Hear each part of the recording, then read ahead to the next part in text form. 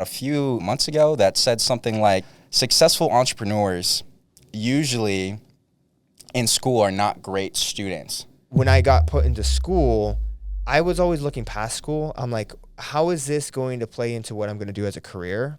And it just got to a point where I crossed off everything off the list. I'm like, there's nothing here. Like, I don't want to do any of this stuff. But as soon as I was able to leave the school environment and really focus on myself, I got hyper fixated on the right things. I got hyper fixated on, how to make YouTube videos, got hyper fixated on the gym, hyper fixated on how to make money.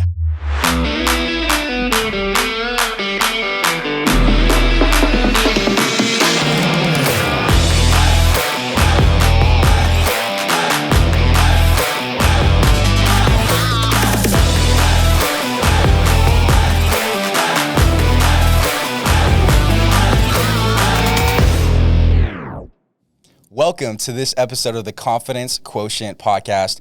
I am your host, Michael Carrillo. Join with me, co-host Zane Kaufman. What up? And a good brother of mine, Zakk Colburn. Let's go. Zakk spelled with 2 Ks.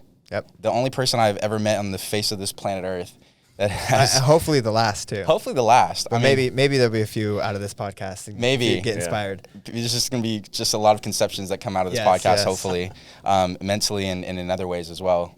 But Zakk is a good friend of mine, was one of my first clients actually when I started the marketing agency, runs a very successful 7-figure fitness, business coaching business, and has been doing that for some time now. Obviously want to dive into the story and everything, but now living out in Vegas. Yep. Zakk, it's great to have you on the show, man. Thanks for coming in. Dude, I'm stoked to be here. Yeah. When you invited me, it was a no-brainer. I was like, oh, of course. Yeah. Of course. Yeah. So Zakk, you're like 3 days older than me. Am I actually? Exactly. Like exactly? I think exactly. You're 26?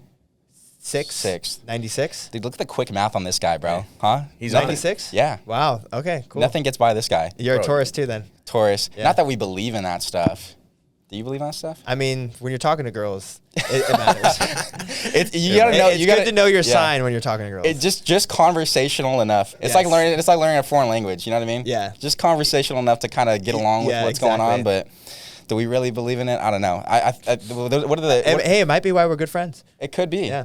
What do they say? Like we're stubborn, driven. He does know, bro. He's locked into what it is. He does. He knows. Well, one of the big things that I've heard, I don't know if this is necessarily the case, but maybe you can verify this, is that Tauruses are supposed to be materialistic. Yes, that's what I've heard as well. And you know what? I used to not be materialistic, but then I figured I was just broke.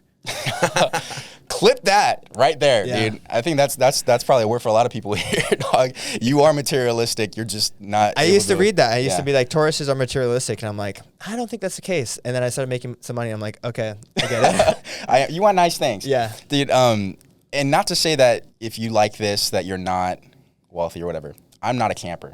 Like when people say, I know you've gone out into the wilderness, you've done this stuff. I've done it. You've done it. I'm a curious guy. I'm not a camper either, though. Dude, I'm like, let's go on a hike, but then let's go back to the Marriott. You know what I mean, bro? Like, let's take a shower. let's lay poolside. Correct. By a cabana. Correct. Absolutely. Like, let's explore the nature. Yeah. All right. I want to see the nature, but then I also want to come back and I want to relax a little bit. Yeah. No, I'm with you on that. Okay. So we're on the same page there. Yeah.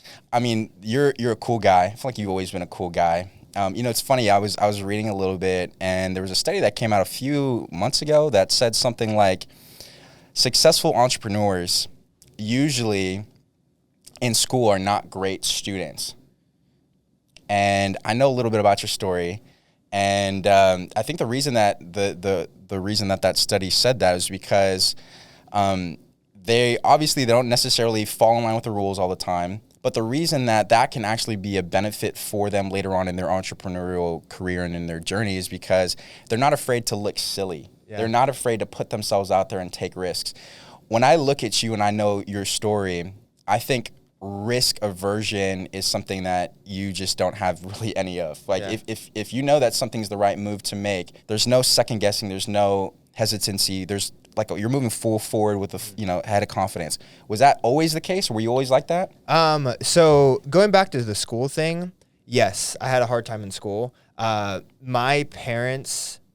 So the thing is, like, I think I was not naturally entrepreneurial, but I came from a very traditional household where my parents said, you have to go to school, you have to go to college. There was no one who was an entrepreneur in my family. We didn't grow up in a city. And so it was get a job, save for retirement, and do that. And so I am a very hyper fixated person. When I get locked in on something, I am obsessed and I can't stop talking about it and I can't stop. And so when I was a kid, I would have those tendencies where I would just get obsessed. Like, dude, I remember like wanting like a new video game, and that would be all I could think about all day in class. Or and I would doodle and I would daydream. And, you know, one of the things that my mom helped me do, she taught me, and I still do this to this day. She's like, whenever you are getting lost in your thoughts, just write it down on a piece of paper. And so I would just be writing my own, and then I'd be writing my own thoughts on this piece of paper, would fold it up and put it in my pocket. And I still have a shoebox full of all those papers from grade school. But while I was doing that, I wasn't paying attention in class. Right. And so I would say that, like, if I had applied myself in school, and my parents did put me on medication. When I was 12 years old, they put me on ADHD medication, and my grades went from like a 1.2 average GPA to a 4.0. And so I was smart, but I just never paid attention. And I was always hyper fixated on the wrong things. But once I turned 18, I decided, I was like, hey, I'm coming off the medication. Like I did that. I did it for you guys, but now I'm coming off. And I started getting hyper fixated on, okay, what am I going to do about my future? And that was the other thing too, is like, I never really paid attention to school because I was always so worried about what I'm going to do with my life, what I'm going to do with my future, and how I'm going to make money, and like, you know, what I wanted to create and stuff like that. And so while I'm trying to figure all that stuff out, the school thing is just in the background. So that's why I'm failing. That's why I'm not doing it. It's almost like that was like a barrier to really what you wanted to see doing. And I didn't, and my parents didn't understand. I didn't even understand it myself. Now looking back in hindsight, I could say, okay, I was funneling my energy over here where they wanted me to be over here. I was just missing the mark. But as soon as I was able to leave the school environment and really focus on myself, I got hyper fixated on the right things. I got hyper fixated on, you know, how to make YouTube videos, got hyper fixated on the gym, hyper fixated on how to make money. I would get hyper fixated on sales, hyper fixated on these topics that actually ended up being very valuable skill sets that allowed me to make a lot of money. Yeah. Right. And so like my thought process is like, the entrepreneur is not stupid in school, but they just need to be able to focus on the things that they actually want to focus on. Right. That entrepreneur, the ADHD type person might absolutely fail in school, but they might be the person working on car engines. Dude, I had a friend in school, his name was Dylan McClure, and he was like really critical ADHD case. Like, we're taking a test. Okay, let's remove Dylan and walk him to the resource center so he could take his own special test. But the dude literally built a jet ski from the ground up when he was in 7th grade. Built a jet ski. I think ADHD and all those other they're classified as learning disabilities. Yeah. But the way that we perceive those things, based on how you look at it, I mean, that can really be a superpower. It is a superpower, but just in the schooling system, it's really tough because you need to understand how your brain works. You need to understand how you learn. You also need to you just need to understand how to function. Did that affect your confidence in school? Like, where you're averaging a 1.7 GPA, where you like, gosh, dude, I'm going to be a failure the rest of my life? Were you thinking that stuff? Big time. Well, there's two parts to it. So the number one was the pressure that I got from my parents. They're like, what are you going to do? You need to make money. You need to get a job. You need to do this. So like money in that scarcity was always, the scarcity of my future was always in the back of my mind. And when I got put into school, I was always looking past school. I'm like, how is this going to play into what I'm going to do as a career?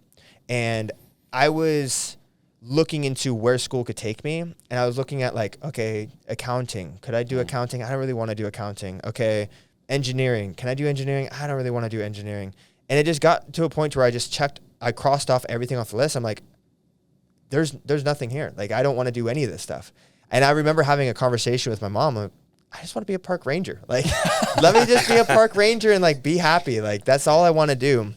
And luckily I found fitness, and fitness was the thing that I was able to hyper fixate on. And as soon as I found fitness, this was back when I was doing workouts out of a magazine and doing P90X, the DVD videos. Oh yeah.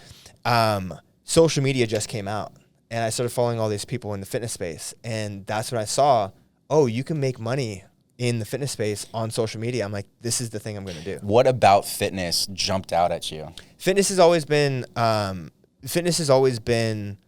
something that I've wanted to do. I had multiple attempts in middle school to get in shape because I was always skinny. I was always a super skinny, tall, lanky, skinny kid. And there was a point to where my same friend Dylan, I broke my collarbone skateboarding.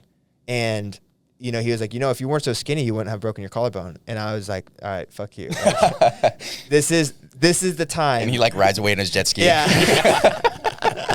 Dude, that's so funny. Well, before I was just doing like 5 push-ups a night, 5 sit-ups a night, 10 pull-ups. You're like, I need to get a six-pack by tomorrow morning. And then that was like, all right, I'm going to commit to something. I'm going to do P90X. And at that same time, I was so fed up with myself and physically that I actually quit all the sports that I was in. I quit. I was playing volleyball. I was doing cross-country road biking, or not road biking, but mountain biking. And I had one other sport that I was doing. I was doing music as well. I quit it all to go all in on the gym. And I'm like, this is the thing I'm going to do. So it's always been there, something I wanted to do, but that was a breaking point that I was like, all right, it's time. So you figure out that you can make money in fitness. Obviously, you were saying that there wasn't really entrepreneurs around you. Was there like a mentor that you kind of... Social media is the greatest mentor, man. Social media is the greatest mentor. You know, I'd be in class. It was my senior year, and, you know, there would be... You guys know Gymshark, obviously, right? Yep. This is when Gymshark just came out. Like, dude, I remember... In 2011, 2012, I was just getting into the gym and I was looking for stringers to buy online. And the only stringers that you can buy were like vintage Gold's Gym stringers off of like weird, like off-brand like websites. And then Gymshark came out and I'm like, damn, this is sick. And so I got into Gymshark as soon as it came out and I started following all their athletes. And so I would follow their athletes while in school. And I'm like, how is this dude at the beach at 2:00 on a Tuesday?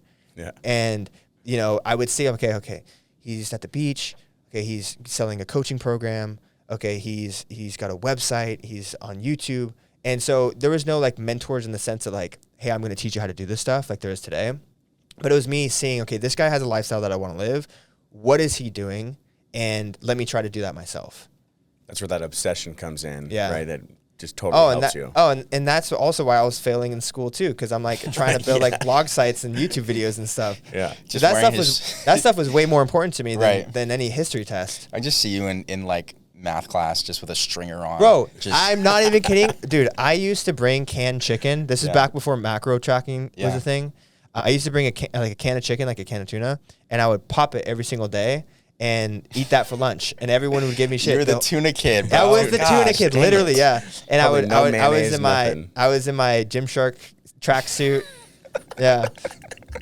I love that, bro. Yeah. So what were you like in high school? Because I would just love to rewind. Obviously, we went to different high schools. I would have loved to just been in school with you, man, and see like what this looked like at that very infant age and like stage of your career. I would say I was always a pretty popular kid. Like I got along with everybody. I went to all the parties. Like I knew everybody. But at that stage, I was starting to say like, okay, I'm going in a different direction.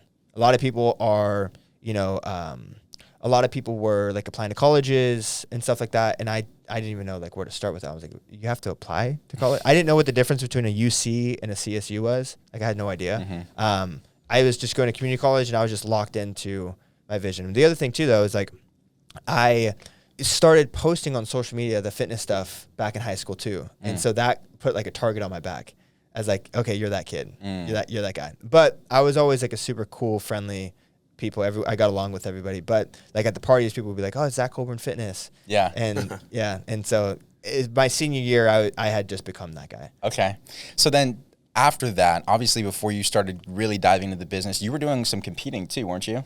Yeah. I mean, I dabbled with competitions because back then, like, if you wanted to be someone online, social media, you either were competing or you got a sponsorship by a big brand, right? I feel like back then it was like the only path to success in the fitness industry was you had to have a huge following, get sponsorships, and compete and have a huge platform and do all this kind of stuff. Whereas nowadays, what I think is becoming is like it's easier and easier for people to get in with the smaller platform because there's things like online coaching, there's things like high ticket coaching, things like that. So you can have like a following of 1,000 followers now, make 6 figures online. Whereas back then it was like you had to have 100,000 followers and sell an $8 workout plan, Right. and do those in drops.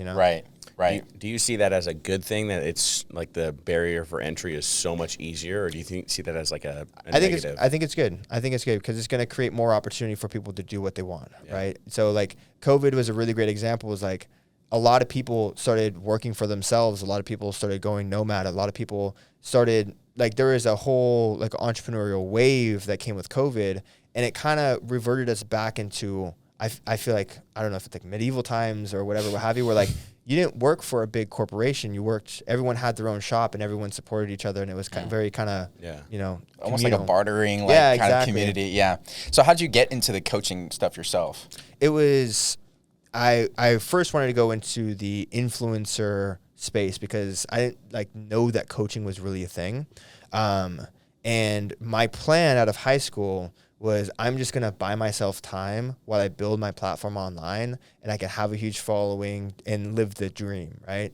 And so I got a job at a yogurt shop, and I was going to community college, and I pretty much went to the end of the rope there where I got fired from the yogurt shop just because I got fired from the yogurt shop because I was reading.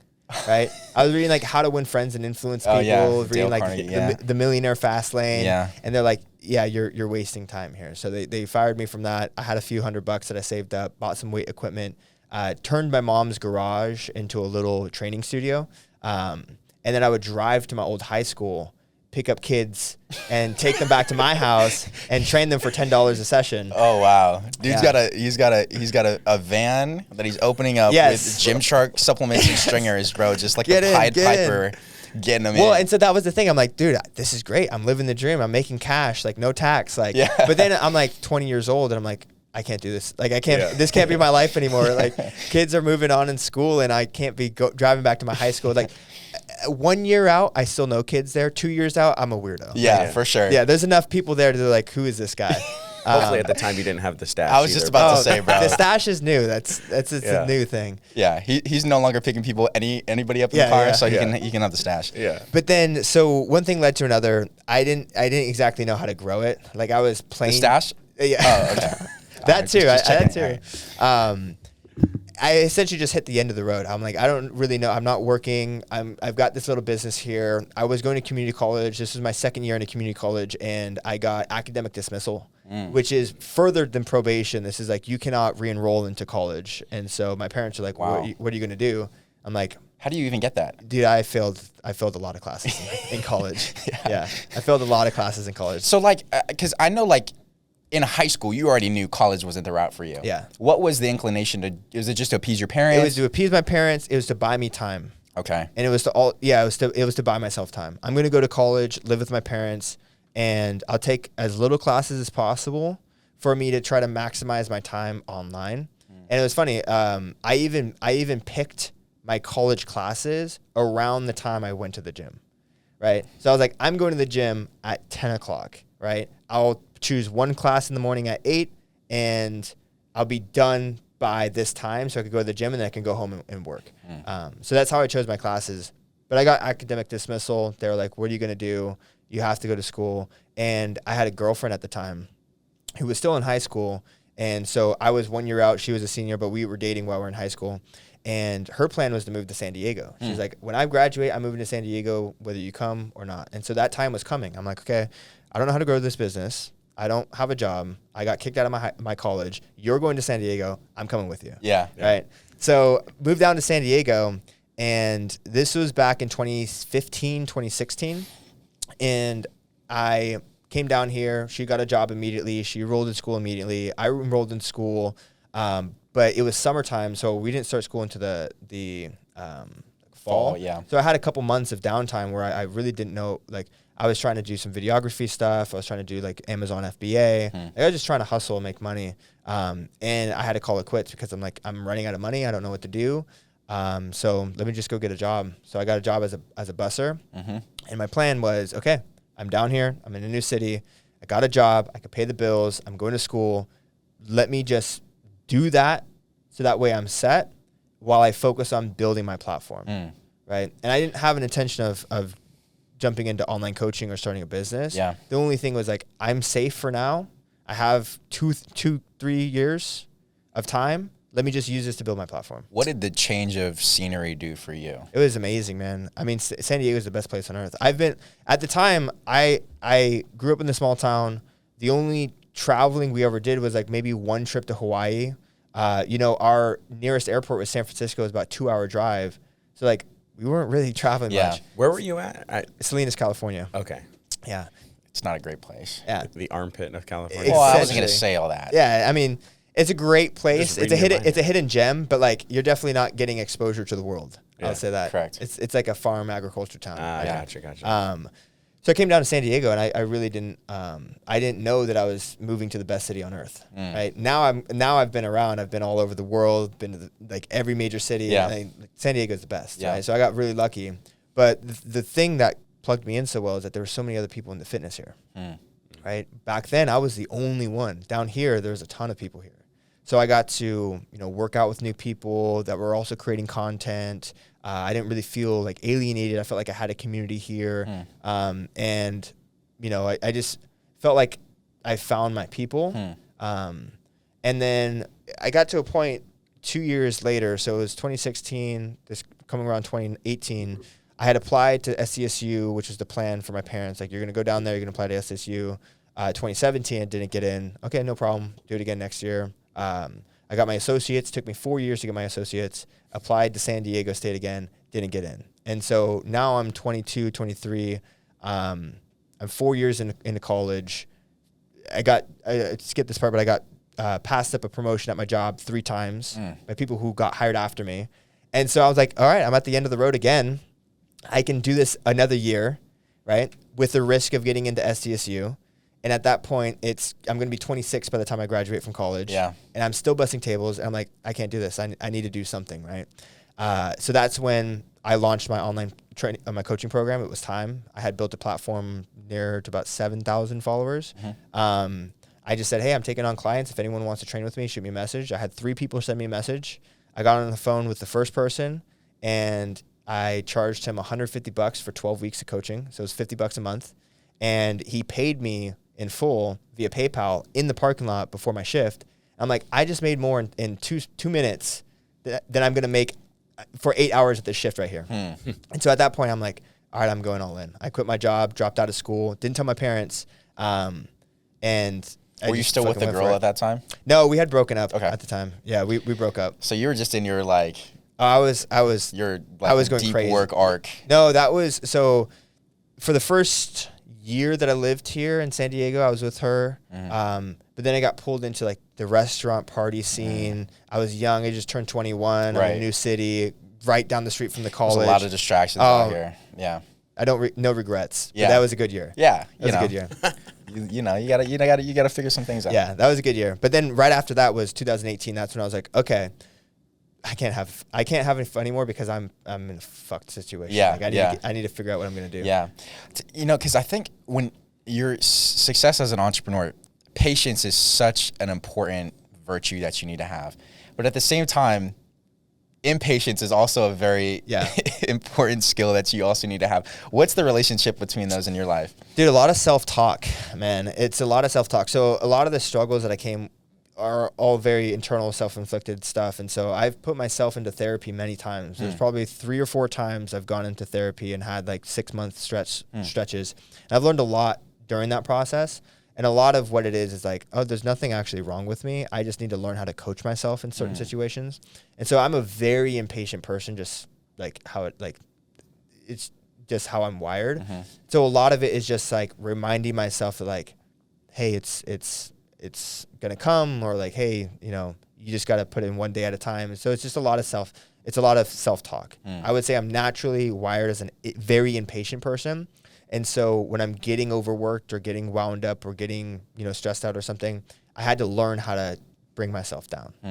So when you're starting the business, and I mean, like for a lot of people, and this is probably just why you're successful is because you're not complacent, but a lot of people at 23, 24 even are like, I'm okay with the minimum wage job. I'm okay with the busing. The things are going to figure themselves out. But you had enough impatience in that moment to be like, dude, this is not it for me. I need to start making changes right now. What was causing that? Like, were you around people that were making a ton of money and you were just like, dude, I need to be there too? Or what was causing that? I think it was a couple things. It's weird because my brother and I are very different. Like we're very similar, but we're very different. Yeah. He went down the traditional route. I went down the other route.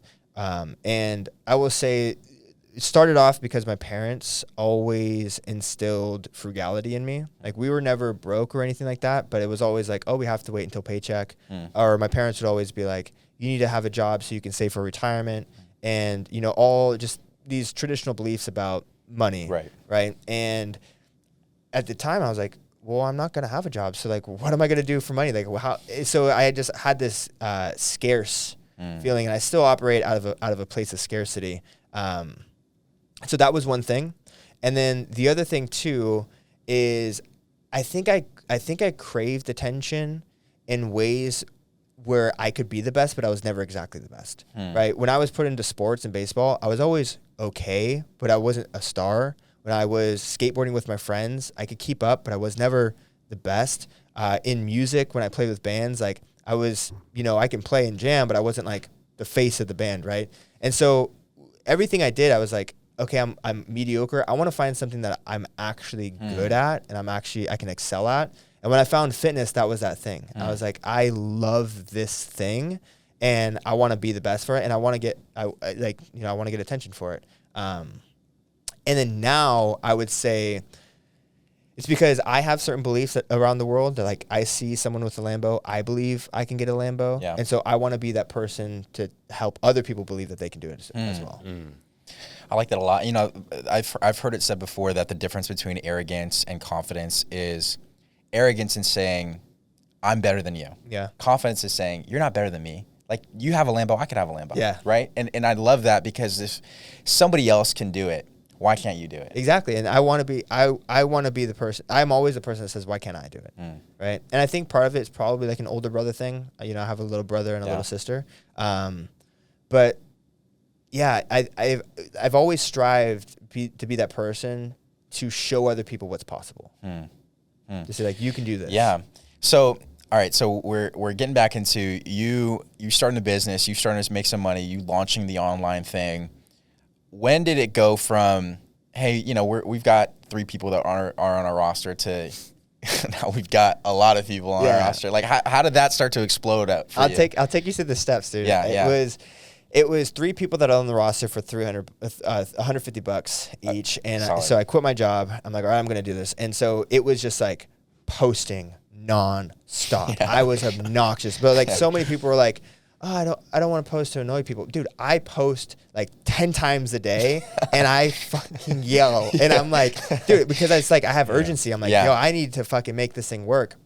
And so my plan, when I went in that shift, I took out a piece of paper and I wrote down 30 clients at $100 a month equals $3,000 a month. That was my goal. I was like, if I can make $3,000 a month, I can pay my rent, I can pay my bills, and I can be okay. And so I went out and I just lowballed the shit out of myself so that way I can get clients, because at the point I was like, I wasn't trying to make 10 grand a month. I didn't even know you can make 10 grand a month. Like that wasn't even a thing. Like, this was before that time, right?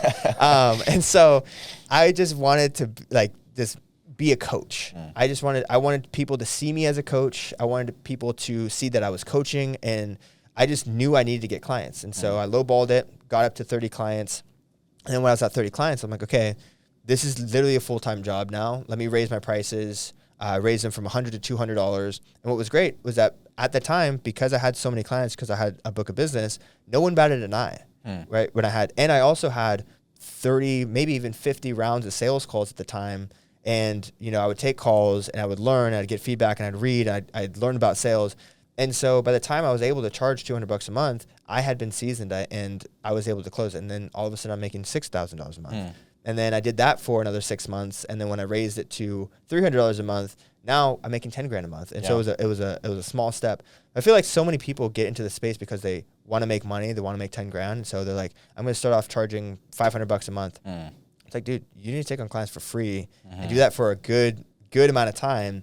And then your skill set will improve and your value will improve. And the money that you want to make will take a little bit longer than you think. But like, it's a guaranteed way to make that money rather than trying to force it and not make it at all. And that's where the patience comes in. Yes. And it's so funny because I can just see like literally the dichotomy in your facial expressions talking about the impatience that you have. I gotta make it happen. But at the same time, let me lowball myself. Let me trust the process. I can see 10 steps ahead. Yeah.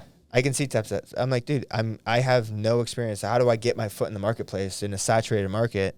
I mean, think about like a tattoo apprentice, right? They don't start off by charging $1,000 a session. They go, dude, I got this tattoo. One of the tattoos on my leg was because I was walking down the street and an apprentice was like, hey, if you can fit a tattoo on this business card, I'll do it on you for free. I'm like, cool. That's an easy yes. And that he gets experience. He gets book of business. He gets, something that he can market. And, that's how you start. Right. And I've heard you say this a lot too. The best way to get more clients is just to kill it for the clients that you have right now. Yeah. There was I forget where I heard this. I actually heard this like last week where it was like, your next client is right on your desk. People are always looking for what's next or what's out there or what, they're looking for quick money. Yeah. It's about trusting the process. So, all right. So now we're at 30 clients that you're charging $300 a month. Right. So we're peaking we're starting to get into the 10 grand a month range. What's the next step to go from there? Yeah. So at that stage, this was 2019. I was making 10 grand a month. And also before we even jump into like the logistics of that, like talk about your mindset now through this process, right? Like, cause you going from a place where like I'm lowballing myself, but now I'm also starting to see results. What is that doing for your confidence as you start to grow the business? Yeah. So this is like I made it moment. Yeah, yeah. Hey, mom, I'm making 10 grand a month. Right? You know what she says? Make sure you save for taxes. Yeah. There's no celebratory, no good work. And she goes, are you going to enroll in classes next year? I'm like, all right. We're not having these conversations anymore. But it felt good to be like, hey, I did it. I'm making money. I have my own business. Like I finally made it. And in her way, that's her way of saying I love you. Like you're doing it, but also be smart. Careful. Yeah, right? exactly. It's now I don't even talk to my parents about that stuff. Yeah. I used to tell my brother, and he used to think it was super cool. And like, now I don't talk about it. Yeah. But during that time, I was making 10 grand a month. And I actually had money to reinvest. So I'm like, okay, how do I actually grow this thing? So I started hiring mentors. They taught me how to grow. They taught me how to hire assistant coaches, hire VAs. I was able to grow it to about 15 to 20 grand a month and did that for a good while, like maybe 6 to 12 months. Yeah. Started traveling a lot. Yeah. Went to Australia, went all over the United States, and then COVID hit. Right. Before we dive into the COVID, I want to talk about something you just said. You've hired mentors. Obviously, you are a coach. Yeah. You've hired business coaches. You've hired, like, how much have you invested in personal development, you think? Just ballpark. Dude, it has to be at least 250 to 500K. So, like, as you're thinking through, like, oh, dude, I got to find a mentor or I got to find it. Like, we hear that thrown out on social media all day, every day. All these gurus, buy my course, buy this, buy my coaching program. How does somebody sift through all of the nonsense to actually find a mentor that is going to help them get to the next level? Dude, so here's my thought process. My thought process is you should hire everybody, right? Because you're not going to work with every single mentor for the rest of your life. You're going to have seasons where, you're going to work with one for 3 months, one for 6 months, one for 12 months, and maybe even double up on a couple, right? I've hired a handful of mentors. I've spent hundreds of thousands of dollars. Maybe one or two of them made a significant difference that really, so it's kind of like the angel investor strategy, right? You invest in 10 different companies, 9 of them go bankrupt, 1 of them makes you millions, right? And that's how I see mentors. It's like, I'm not even gonna vet you super hard. If you can help me go from point A to point B, I'm gonna do it. And I might get one thing from you that might change everything, and then I'm on to the next. I had one mentor, the absolute worst mentor I've ever had in my life. I was a terrible experience. I gave him $12K. The sales process felt disgusting. It didn't feel good. Yeah, I felt like I got taken advantage of. The fulfillment there was no fulfillment. Yeah. He was a sales guy, not a coach. But he taught me one thing that I still use to this day that has helped me grow and helped me manage my time. And I teach it to my clients. And I'm like, that was worth $12K. That one thing that I learned from him was worth $12K. Wow. So you're looking at it like this is a net positive for you. Yeah, it's always a net positive. Yeah. Even if you let's say I didn't learn that one thing. I'm going to learn now for my next one, if I ever get those red flags, what it means, and also what kind of experience that I want my clients to create as well. What are some of those red flags of like when you're looking at different mentors or different people that you're going to work with? Like, outside of just like your intuition. And I was going to say intuition is a big one. I would say social proof on social media, you know, testimonials, branding as well. Like, do they have an actual program, or is it like this guy was just, you know, he did this for this guy, he did this for this guy. There wasn't any structured program. It was just like, oh, you need this, I can do that for you. And so what I'm looking for now is more like established companies that have a process. And, you know, I don't know, you guys know who Cole Gordon is? Oh, yeah. Right. So Cole Gordon has an established company with an established process. He's got social proof. Yeah. Those are things that I'm looking for. Yeah. Right. Scaling with Systems, Ravi Abuvala. He was a mentor of mine that I paid him $50K, and he helped me make like 1.2. Wow. Right. So, but he's got a process. He's got a team. He's, you know, it's very out in the open. So like those are some of the things that I'm looking for. What would you tell somebody that maybe they're in a place where they're starting a business, or they're starting some sort of entrepreneurial journey, and money's tight, cash is tight, but they know that they're missing something to get to that next level? What's the reckoning in the mind that needs to happen at that point? Yeah, I think the first thing is there's a ton of free information out there, right? People really sleep on podcasts, books, and YouTube. My period of time from 2014 to 2018, that period of time where I didn't have a business, but I was still trying to build myself and my audience, I was spending time on YouTube, I was spending time on podcasts, and I was reading a lot of books. Yeah. And I didn't have money to invest in mentors and courses and things like that, but I had $15 to buy a book. Yeah. And I had 30 minutes to listen to a podcast. And so even though I didn't learn any like tactical strategy of like do X, Y, and Z, I was starting to think like an entrepreneur, and I was starting to understand how their minds worked. And I also was just feeding myself success all day long. Like it started to become normal. Right? I'm reading a book called The Millionaire Next Door. Have you heard of it? Yeah, I have. Have you read it? I haven't read it, but I've heard of it. So I'm reading it with a grain of salt because it's talking about the average American millionaire. Right. I know the gist of it is essentially like, you know, they save well. Save your money, you know, be frugal. They're not flashy. They're just very and I'm like, so this is the average American millionaire. What kind of 1% stuff am I seeing within the space of people making the kinds of money that they're making, having the kind of networks that they're making? I'm like, I must be in a bubble, right? But you can put yourself into a bubble with the information that you consume online. You don't need to have a mentor to make that your normal. Yeah. Well, you mentioned bubble, but I know that another synonym for that you like is the word vortex. Yes. Talk about that. So the vortex is a term that I coined when, you know, it's just a period of extreme discipline, right? Eamon Godzi, I don't know if you're familiar. Yeah, so he calls it monk mode. Yeah. And I actually was doing vortex stuff before I even knew about monk mode. I'm like, oh, it's like the same thing, right? But it's a period where you just cut out the distraction, you cut out the gunk, you cut out the bullshit. You know, for like right now, for example, I'm waking up at 4 a.m. I'm doing a workout at 5 a.m. I'm, you know, done with my content, my work at 9. And then from 9 to 1, I have me time, which is I can read, I can create more content, or I can just be on call for my team. From 1 to 4 is coaching calls. From 5 to 7, I'm hanging out with Megan, eating dinner, reading, catching up on work. And then I'm usually in bed by 8. And so I am very strict on that routine. And my routine is, you know, making sure that I'm hitting my macros and, you know, cutting out body fat, making sure that I'm reading and listening to a podcast every single day, making sure that I'm spending time with Megan, also making sure that I'm attentive to my business, right? And being attentive to your business is like, you know, this is a weekend off for me, but I'm still working, you know, coming into this podcast. But like normally I would be on creating content over Saturday and Sunday. Yeah. And I'm keeping the same routine on the weekends as well. So I'm also waking up at 4 a.m. Saturday and Sunday as well.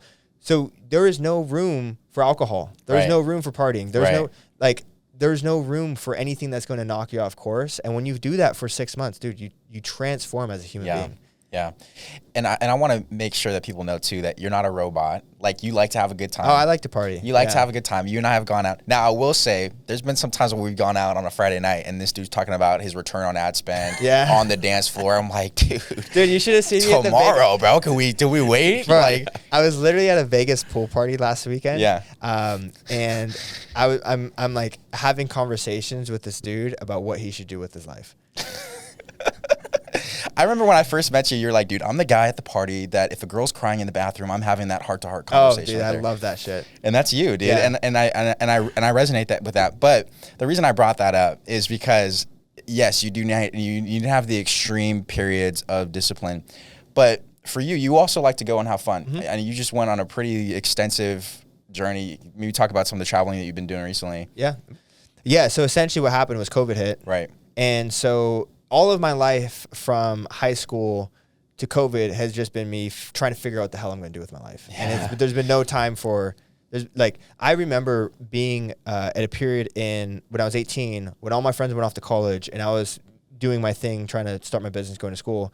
I'm like, why would anybody travel? Like, that's stupid. Like, but it was because I was so focused on what the hell I'm going to do with my life that I didn't even have time to even think about that. It wasn't important. And then after COVID, I started the PTBI program, and that required everything I had, right? And so I was like, dude, I've never traveled. I've never done anything. And so when I turned 27, I was like, this is the year I'm going to cash in my chips. Yeah. You know, I saved some money. My business is in a well enough place to where I can afford to, travel a little bit. And so I went to the Philippines. I went to City, Mexico, went to Colombia, went to Cabo. I think there's a couple other places in there too. Like, we were taking a trip like every other weekend. Can't even keep track of them all, dude. Yeah, it was, but eventually got to a point where I'm like, I am done. Yeah, yeah. I had a trip I was supposed to go to Europe in September for a month, and I was like, nope, that's not happening. Canceled it out. We'll do that next year. But I'm gonna be like, okay, I'm gonna be disciplined up until that trip, and then that trip will be the end goal of the reward. Like, I have a vision in my head of where I want to be at that time. Nice. And what I want my life to look like. Yeah. And so now it's putting in one day at a time until we get to that trip. You're probably one of the best people I've ever known to be good at just delayed gratification. I think a really good example of this, I mean, there was a time that you were already making tens of thousands of dollars a month. And I mean, you have a nice car now. Mm-hmm. You didn't always have a nice car. Yeah, yeah. And you were holding on to that thing for dear life. Yeah. Even when you were making really good money. Like, what's the rationale behind that? I think a lot of it's just come down to my parents and also reading finance books, right? For me, building my portfolio young was more important than having a nice flashy car. Yeah. I'm not even like really a car guy, to be honest. I just got to a point in my business to where it hurt me more to have the Honda than it did to have a Corvette. Yeah. Like, it would actually serve me better online to have a Corvette than it would to have a Honda. It's content, bro. Yeah. It is content. I was about to say it. Exactly. And so at that point I was like, okay, it makes sense. Like, I'll justify it. And that's a great question. I don't know. Like, because I'll be very honest with you. Like, it was something I was always like, dude, why don't you just get the car now? Yeah. You know what I mean? Like, I know you have the a lot money. A lot of people say that. Why don't you just get it now? I think so. The reason is because the reason why I got into entrepreneurship initially was because I fell in love with investing. Right. The first book I read was Rich Dad Poor Dad. And that was when like the math in my head started adding up, and I was like, oh, I don't need to go to college. I can start a business and invest in real estate, and I can do all these things. I can build my wealth and my net worth. And I'm like, that's what I'm going to do. I'm going to become a millionaire. That was like, people were like, what do you want to be when you grow up? I'm like, I want to be a millionaire. I was like 16. And then I realized I didn't have any money to invest. And I'm like, oh shit, I need to make money. And then I'd get a job and I'm like, this isn't fast enough. I need money faster. Let's start a business. Okay, this isn't fast enough. I need money faster. And so investing was my first love. And so business was a means to an end for me to increase the income for me to invest. And so during that time, I was like, why would I buy a car when I could put all of this money into investments? And then what ended up happening was my portfolio hit $1 million. So we didn't just hit $1 million in sales. My portfolio net worth hit $1 million. And so at that point, I was like, okay, I'll get the car. Yeah. So that's what happened. That was the number. That was the one. I was like, when I hit that number, then I'll buy the car. And I did. So what is like the long-term goal for for you? For Just in general, man. I mean, like what's driving you right now? yeah, so my goal, I have it figured out. my and this could change obviously too. Dude, isn't that great? Like you Yeah. can be making millions of dollars and you still don't really even know what the end picture looks Yeah. like. So my current vision right now is I want to have 10 million put away. I want to be able to When you say put away, just like under ownership, like between real estate and everything, or yeah, like are you familiar with the 3% rule with investing? Yeah. Yeah. So 3%, I can live off of 300K comfortably. Yeah. Like I don't need more than that. That's even, I live off of 10 grand right now a month. So that would be plenty. I want to live off 300K, have 10 million stacked up and just be a dad. Yeah. That's what I want to do. I want to be a very present dad and be like a dad that travels and is very involved. And to do that comfortably, I need to have that number. Why that number? Because at that number, I'll know that it's unshakable, right? It's like and even at that point, I don't even know if I'd stop working. You wouldn't. Yeah, I know you was wouldn't. about to say. Yeah, I don't think I would. Maybe I can retire Megan. Yeah. But like that's the next step. Yeah. Right. Well, I know how much you have a fiance now, right? Megan's great. Talk about just relationships and community in your journey through this entire process. Yeah. You went on relationships or community? Both. Yeah. Can- Okay. Can we do that? Yeah. Okay. So talking about my relationship with Megan is it's really hard for me to give relationship advice for people because I am so like cut and dry when it comes to relationships. I don't really fool around with people because it's a waste of time. How'd you know Megan was the one?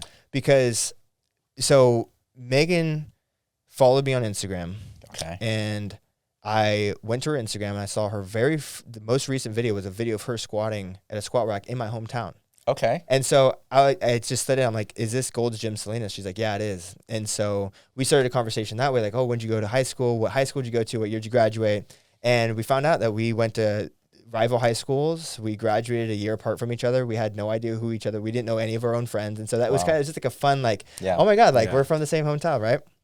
And I was in a relationship at the time. She was in a relationship at the time. So it was just friendly and cordial. Right.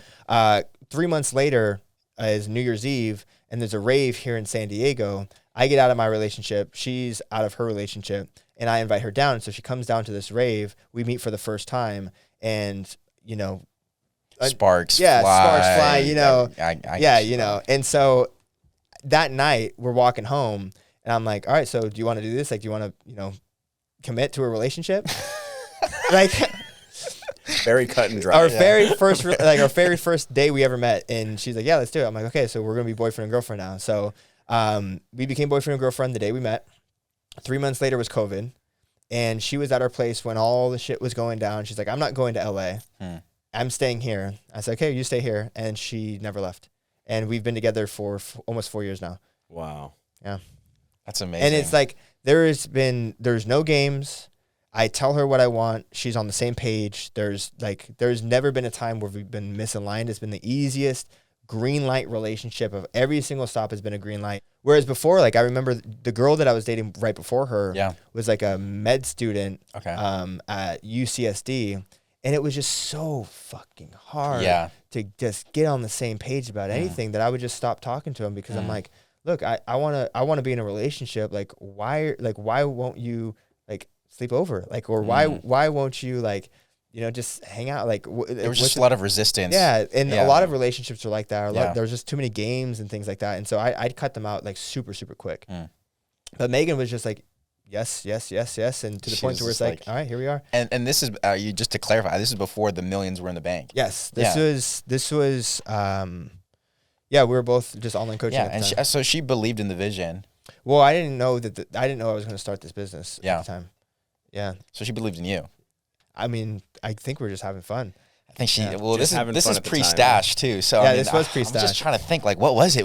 Actually, what's funny is that she actually was the one that encouraged me to grow out the beard. Wow. I never had a beard before, and I went to Australia for 2 weeks, and it was $12 for a razor. And I'm like, out of principle, I am not gonna pay that. And so that was the first time Scruff came in. She's like, no, you need to keep it. And then it's never left. You kind of look Australian, bro. I could see it. I love Australia. It was a great time. Shrimp on the bar. No, I can see that. Yeah. He just needs to start saying no, like no. No. Okay, so she's got her online business. Mm-hmm. You've got yours. Talk like how collaborative was that during like your relationship and the kind of the beginning of that? It was not competitive, but not collaborative at the same time. Okay. Megan has a very strong ego, and so she won't listen to me. And very early on, I learned that she's not going to listen to me. And so it's her business. Yeah. It's her business. Yeah. If she makes a decision that I don't agree with, I mean, it's her business. Like, I could see you just eating them up a little bit. and there He wants to I would say say something so bad. very few of the, like we hardly ever fight. Yeah. Ever fight. Very few arguments have been like, why did you do that? Yeah, Like, yeah. Why? I told you not to do that. Like, but everything is just so small in the grand scheme of things that's never actually shaken us. Yeah. But there's definitely been some times where I'm just like, that was not smart. Yeah. But I'm sure you probably have had those decisions too. Oh, of course. And but that's the give and take, right? And I think for people that are listening, if you find somebody where there is that give and take, there's never a doubt of if this person supports you. Mm-hmm. That's really important, right? Yeah.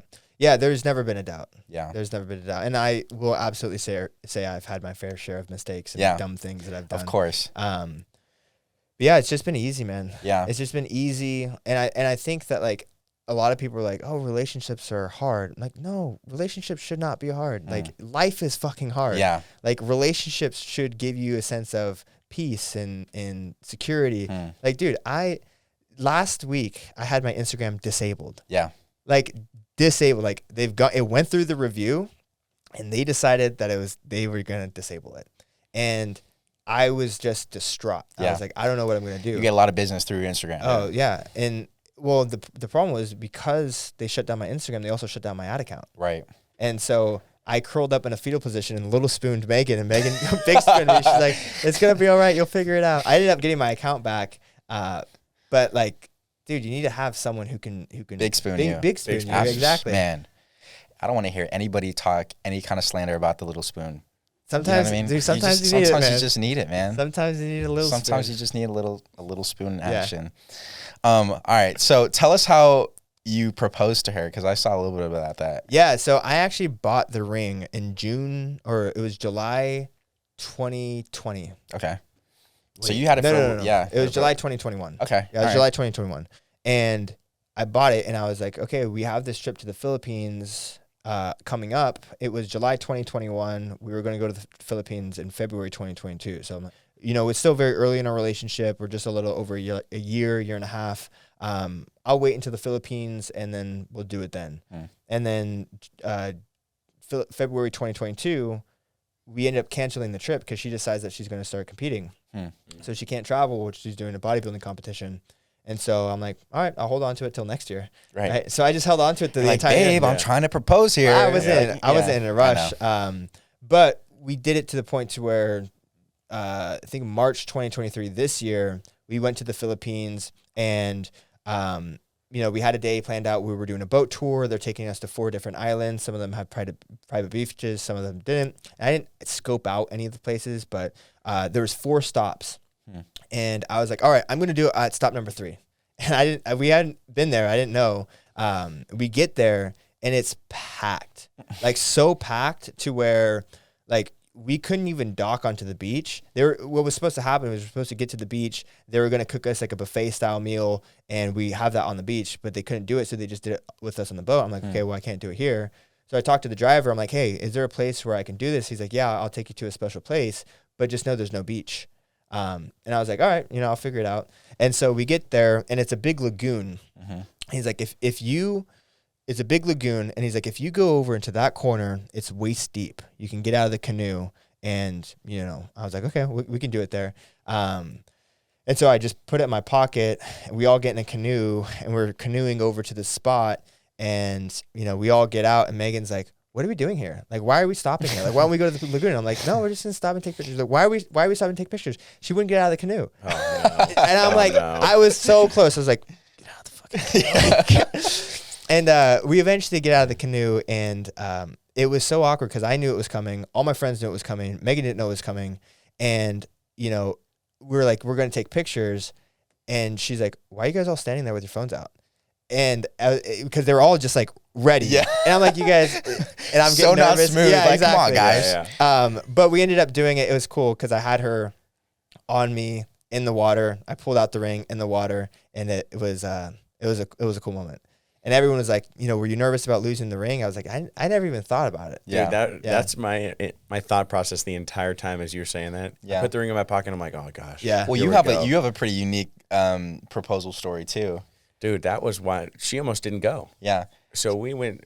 You want me to tell? Yeah, it? tell it. So we went to Hawaii. It was literally the year after I graduated. She still had a semester at college, and I'm like, okay. At that time, we had been dating for like, dude, I want to say like 8 years. Like I had been with the same girl the entire time Since like 8th grade. Since 8th grade, and so I'm like, okay, I know I want to do it. I had bought a ring, and I'm like, okay, I'm gonna book a trip to Hawaii. I'm not gonna tell anybody about it. So I just booked a trip. And the only person I told was our good friend Kelsey, and at the time her boyfriend Cody, and they were like, we're gonna go on it together. Well, then I'm telling my parents and everybody, hey, we're going here. And they're like, oh well, we want to go. Oh, so then they're gonna go, and her mom and sister ended up going as well and surprising her out there, and she's like, so all these people are going to this trip. I'm like, yeah, I don't know what's going on because the mismatched group of people. Yeah, right. At the time, it was just like us and the two friends, and then we ended up all going out there. Well, there's a volcano. We went to Maui, and there's a volcano on that island where it's Mount Haleakala, right? And it's known for its sunrises. Well, in order to get there, we have to wake up at like 2 a.m. So I'm waking her up, and she doesn't feel good, and she's just like, I just don't know if I'm gonna go. I'm like, you're so strong, babe. You're like, Just get in the fucking car. yeah, you're like, just get in the car. Yeah. So we go and pick up our friends. We're driving up there, and we get to the base of the volcano, and they're like, oh yeah, it's 30 minutes to the top. And I'm looking, I'm like, dude, the sunrise is in like 20 minutes. Yeah, you gotta bust. And ass. so I'm just, dude, I'm hauling up there, and it's like a windy road, and she's like, hey, you don't need to drive. It's okay if we miss it. Yeah. I'm like, no, it's not. No, it's not. And so we get up there, and it's, I'm like, this spot's fine. We hop out. We're like taking pictures and stuff, and I'm looking around. And there's giant boulders, and I'm like, where am I gonna take a knee? Like, where am I gonna get on a knee to like propose to her? And so she like picks the spot, and there's a big rock in between us. I'm like, hey, why don't we just move over? Well, dude, she was like, that pissed her off. The rock thing? She's like, why do we need to move over? Yeah. Why do we need to move over to right there? I mean, to cut her some slack. She's been up since 2 a.m. She does feel good, right? And so I proposed. Well, on the top, there's like this telescope. Well, there's like 100 and something, 200 people up at this telescope watching the sunrise. So I propose, and then everyone's just going crazy at the top of this. Did you hear him? Yeah. That's crazy. Dude, it was one of the most stressful. It's nerve-wracking, 3 hours of my entire, I don't even know if I'm going to make it to the top of this mountain. Yeah. You guys are some adventurous proposers. I'd say, dude. yeah. Dude, the proposal is a nerve-wracking thing. Yeah, but Like, the thing is, he did it. His was awesome, and he didn't even plan it. He's just like, oh, I'm just going to pick one. Dude, I was planning for months to make that thing right. You know what I mean? Yeah. So that's it. But you had an audience there. That's dope. Yeah, it was wild. But That's it cool. was a good time. That's cool. That's You need stuff like that, man. But I mean, speaking of like mismatched groups and just community and all that kind of stuff, bro, like you probably have, again, one of the best abilities that I've seen in person. I feel like if you wanted to start a cult today, like you probably could. Yeah. Like, bro, you have your clients, the people that that are associated with you, dude, are like so diehard for you and just the culture that you've built with your business. How does that happen? Dude, I've always been the person to put people on whatever I'm on. Yeah. Like, and that's why I was like so diehard fitness, because I was like in high school, I was like, this thing is like, no, you guys need to get on this thing. Like, trust me, you guys need to get on this thing. And, I remember a time where there was a party. I got grounded. Of course you did. Yeah, I got grounded in high school. You got a 1.7, bro. Of Yeah, course yeah. you got grounded. I blacked out at my homecoming dance and threw up on the floor and got kicked out. So I got suspended from school, and then I got grounded. When I got back, there was a party on a Saturday. I'm like, yo, you should go to this party. Like, you going to go to this party? And one of the girls was like, yeah, you're going to be there? I'm like, no, I'm grounded. She's like, then why are you telling everybody to go to this party? And like, my thing is like, if I hear a good song, I want everybody to listen to that song. You need to try this song. So I want to share that with as many people as possible. So it's like, when I learned how to make money online, I'm like, you guys need to figure this out. Like, you guys need to do this so we can do this together. Right. So I'm always trying to get people to, I don't know, just to get people together. Right. And when I lived in San Diego, people would come to visit, and I was like, dude, you got to move here. Like, you know what you have to do. You have to move here. You have to move here. Yeah. And now that I'm in Vegas, I'm doing the same thing. I know. Yeah. And you're doing it, bro. I mean, like, you've had retreats here. I've been in them, and I mean, you'd have, 50, 60, 70 people all here that are part of your business that are now moving to San Diego. Then you recently just moved to Vegas, and now it seems like everybody's migrating out there too, dude. I'm like, bro, we can put it on. Dude, it's just, they're all gonna be, sooner or later, bro, you're just gonna have a compound, and you're gonna have just a commune of people that are all fitness coaches. That's what I'm hoping, man. I think that would be pretty dope. Yeah, that'd be pretty. Sounds very cultish. Yes. Just a casual, casual little fitness cult, bro. Yeah, dude, I've actually had people make videos and stuff. Really? Yeah, I've had people make like slander videos, like talking shit about me and talking shit about my business and stuff. Yeah, because I mean, dude, you know how the online marketing space is. Like, for sure. You know how like people call it fake gurus, scammers, things like that. And obviously, I put myself in that space, and so it's only a matter of time before that eventually I get that label as well. Right. So people were like, his fitness cult people like claim that you can make 10 grand a month as a fitness coach, and I was like, you guys are retarded. But I'm like, I will take that name, fitness cult. I will gladly own that. But it's not. I mean, you're not selling eternal life, bro. Yes. Like 10 grand a month in fitness coaching, like you can do it. Here's the truth. What's crazy is that people think they think that's an outlandish thing. Yeah. To make $10,000 a month. Yeah. They think that's crazy. And I'm like, I'm not even having this conversation with you. Yeah. Well, the first step is that you just gotta have that belief. Hey, this is even possible. Yeah. Right. I guess is like, you're now in Vegas. You're now in a position where, I mean, life's pretty good for you, right? Like, what is the next kind of thing? Like, as you're looking for mentors now, like, what are the problems that you're solving now? Right now, it's all marketing on our end. So last year, we learned how to do Instagram DM ads, and that took us from, we did 750 in 2021, and then that one took us to 1.3. And then this year, we're projected to do about 1.8 is where we're looking, all with Instagram DM ads. Nice. Recently, we just joined Cole's team to learn how to actually properly build a VSL funnel ourselves internally. So we're working to get that up. And hopefully with that, it can be a lot more scalable because we'll have email marketing, because we'll have cold callers, because we'll be able to get on different platforms. So I'm hoping to grow it.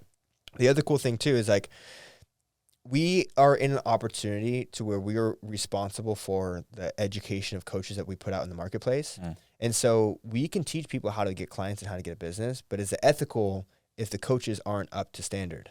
So something that we're working on in 2024 is going to be releasing a certification course. And it won't be like, you won't be able to go get a job at a gym. Right. It's like, you'll know how to get people results with this course. And so people who join our program will also get a standardized level of education. So we know, hey, every coach that we put out in the marketplace is up to our standards. Right. So that's going to be something that we're excited about. Yeah. And will that go into not only, workout plans, but also nutrition? Yes. The so whole, everything. Well-rounded. Yeah. It's going to, everything you need to be to become an online coach. Yeah. Right. And it's great because there's going to be two essentially ways that we can use it. One, we can use it as a value add to our current offer. So, hey, you're also going to get this. Two, we can use that as a lead magnet in and of itself. Absolutely. And then use that to upsell into the business coaching. Yeah. Yeah. No, I think that's a really smart idea. So I guess as far as like the struggles now that come with being at that level, how are you managing stress? Like, do you feel like you're more stressed out getting from 0 to 10 grand or 1.3 to 1.8 plus? It's a great question. All the stress is internal. There really is no stress. I'm at a place now to where I'm like, if I were to have $10 million in my bank account and retire, what would I do?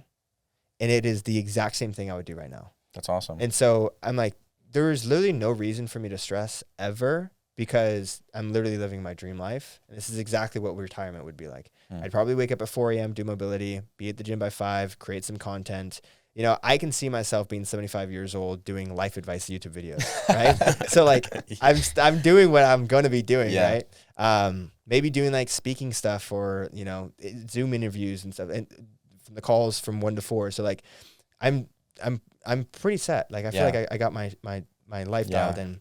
And so when I feel stressed out, it's all because of a self-inflicted challenge that I've put myself up to, but it's not real. Right?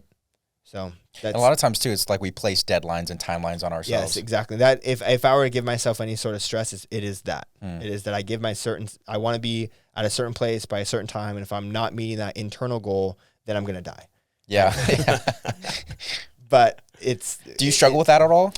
Yeah, I mean, because I know you put a lot of pressure on yourself. Yeah, I think so. I wouldn't necessarily say it's a struggle. Yeah. Like I don't struggle with it. But it's how I keep myself moving forward. There's always, what's the next goal? What's the next goal? What's the next goal? And I do have deadlines. So for myself right now, Europe next year in 2024 is that thing where I want to have certain things in place by that point. Yeah. Well, people talk about balance too, work-life balance. Like, do you feel like you're fully present when you're on those trips and vacationing, or are you like, is your mind still in the business, still tinkering with things?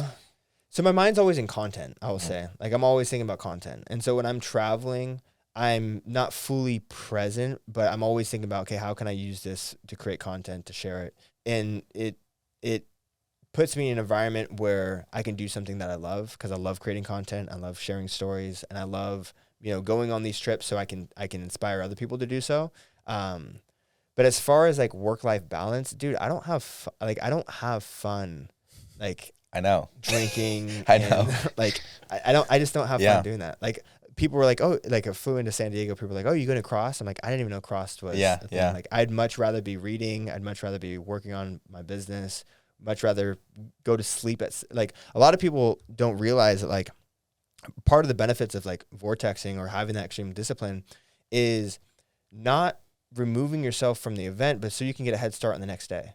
Right? Like, am I really doing anything productive that's going to move the needle at 8 p.m. at night as to be the reason why I shouldn't go out? No, I'm probably not. But waking up the next morning and not catching up is going to get me ahead for the rest of the week. Right. Right. Yeah, it's not necessarily the lack of going out the night before, but what it does for your next day. Exactly. Yeah. I know that you think a lot. You're a thinker. I'm a thinker. As you just think about just your life, what are things that are going on right now? What are things that you feel like you struggle with right now? I think I put a lot of pressure on myself to support my family. Like my brother right now, like I want to spoil my brother. Yeah. And so I'm like, I need to make more money so I can I can do these things for him. Like when my brother graduated from college, he didn't have a job. He moved back in with his parents. And his girlfriend lived down here in San Diego. And so he did 6 months living at his parents. He got an internship at my mom's company.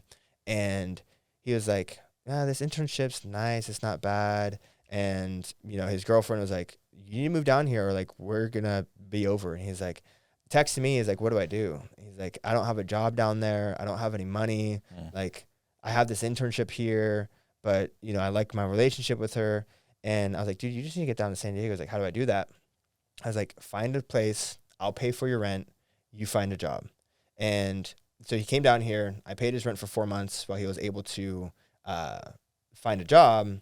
And then he was able to kind of get on his own 2 feet and, you know, kind of go from there too. But like, that's the kind of shit that I want to be able to do as my parents get older. And, you know, I want to be able to support my brother and my sister doing stuff like that. And so a lot of like, do I need to do that? No, I don't need to do that. But I'll stress myself out over the thought of what happens if my parents die and my sister needs support, or like that's the kind of stuff that I struggle with. Yeah, just like the what ifs. Yeah. Would you say that you like anxiety around some of those things? Not anxiety in the sense that like I'm physically like sick or anything, but like I'll definitely think about it and it'll motivate me to be like, okay, this is the path. Yeah, and I think that's healthy, right? Yeah. I would say that's healthy to have something like that. Yeah, that's like it's not externally changing. You know? Right. Yeah, as long as you're not like manifesting that physically. You know, Just sitting in a dark room, just like thinking about your friend that's building jet skis. And then the quantum realm. Spending time in the quantum realm. Yeah, just thinking. Yeah, you need to stay out of that place for sure. That's a very dark place for everybody. But Zakk, dude, this has been a killer episode, bro. Thank you. I mean, you've just been a stud, man. I'm so fortunate and blessed to know you, man. I've always just looked up to you and respected you, and just really awesome to hear your story a little bit more into the mindset of the things that are going on for you. Where can people find you on social media? Zakk Colburn. 2Ks. Instagram, 2Ks. So ZAKKCOLBURN. That's where you're going to find me. Also do on YouTube as well. Do like more in-depth trainings. Are you any TikTok and stuff right now, or? TikTok isn't really my platform. I try to stay off of TikTok. I call it doom scrolling. That's when I get caught up in TikTok. Dude, man, me too, bro. And honestly, I get more annoyed spending time on TikTok than any other platform. Yes. Because I'll see some shit that I don't want to see. Yeah. And it'll ruffle my feathers. Yes. Yeah. And then you interact or you watch it long enough that you start getting more videos like that. Exactly. Yeah. So I stay off of TikTok. Usually what I'll do is I'll create Instagram content and then I'll post it up on TikTok and then forget about it. Yeah. Okay, so listen, people. Follow the man on Instagram. Yes. Give me a follow. Do you have a TikTok? I do. It's the same. ZAKKCOLBURN. Follow the man on YouTube and give us a follow. The Confidence Quotient Pod, Instagram. We're on TikTok. We're on TikTok. YouTube, Reels, Shorts. Anything else? That's pretty much it, man. I think that covers it. And maybe MySpace. MySpace. Could be. I don't know. Yeah. Quora. Yeah. Quizlet. Periscope. Yeah. Rumble. In Kahoot. Kahoots. Nah, you're just making stuff up now. No, Kahoots is one, I think. All right. Well, thanks for watching the episode. We'll see you on the next one.